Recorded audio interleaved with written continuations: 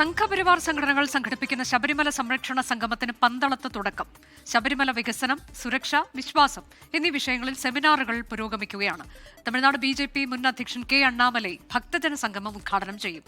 MG Pratheesh വിശദാംശങ്ങളുമായി. പ്രതീഷ്, ഇപ്പോൾ സെമിനാറുകളാണോ നടക്കുന്നത്? എപ്പോഴാണ് ഭക്തജന സംഗമം? അതിനൊക്കെയുള്ള ഒരുക്കങ്ങൾ എങ്ങനെയാണ്?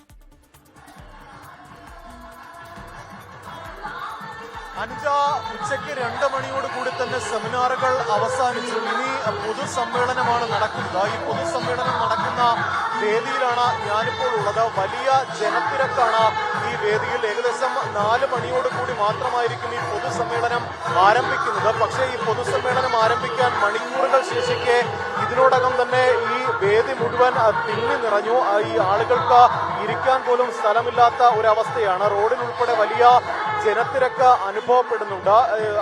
അനുജ സൂചിപ്പിച്ചതുപോലെ തന്നെ തമിഴ്നാട് മുൻ BJP സംസ്ഥാന അധ്യക്ഷൻ K. അണ്ണാമലയാണ് ഈ പൊതുസമ്മേളനം ഉദ്ഘാടനം ചെയ്യുന്നത്. BJP സംസ്ഥാന അധ്യക്ഷൻ രാജീവ് ചന്ദ്രശേഖർ ഉൾപ്പെടെയുള്ള പ്രമുഖ നേതാക്കൾ ഈ പൊതുസമ്മേളനത്തിന്റെ ഭാഗമാകും. പ്രധാനമായും ആഗോള അയ്യപ്പ സംഗമത്തിന് ബദലായാണ് ഒരു വിശ്വാസി സംഗമം പന്തളത്ത് സംഘടിപ്പിക്കുന്നത്. ശബരിമല സംരക്ഷണ സമ്മേളനം എന്ന പേരിലാണ് ഈ സമ്മേളനം നടക്കുന്നത്. വിശ്വാസത്തിനൊപ്പം വികസനം എന്ന സന്ദേശമാണ് പ്രധാനമായും ഇവർ മുന്നോട്ട് വയ്ക്കുന്നത്. പരമാവധി ഭക്തജനങ്ങളെ പങ്കെടുപ്പിച്ചുകൊണ്ടുള്ള ഒരു സംരക്ഷണ പരിപാടിയാണ് ഇവർ നടത്തുന്നത്. ഈ പ്രധാനമായും ഈ ആഗോള അയ്യപ്പ സംഗമത്തിനെതിരായിരുന്നു വലിയ വിമർശനങ്ങൾ ഈ സമ്മേളനത്തിൽ ഒന്നാകെ ഉയർന്നു കേട്ടത്. രാവിലെ നടന്ന സെമിനാറുകളിലടക്കം ആഗോള അയ്യപ്പ സംഗമത്തെ പരിഹസിച്ചുകൊണ്ടുള്ള വിമർശനങ്ങൾ സംഘപരിവാർ സംഘടനകളുടെ ഭാഗത്തു നിന്ന് ഉണ്ടായി. ആഗോള അയ്യപ്പ സംഗമത്തിന് ആളില്ലായിരുന്നു, ഒഴിഞ്ഞ കസേരകളായിരുന്നു. അതിനുള്ള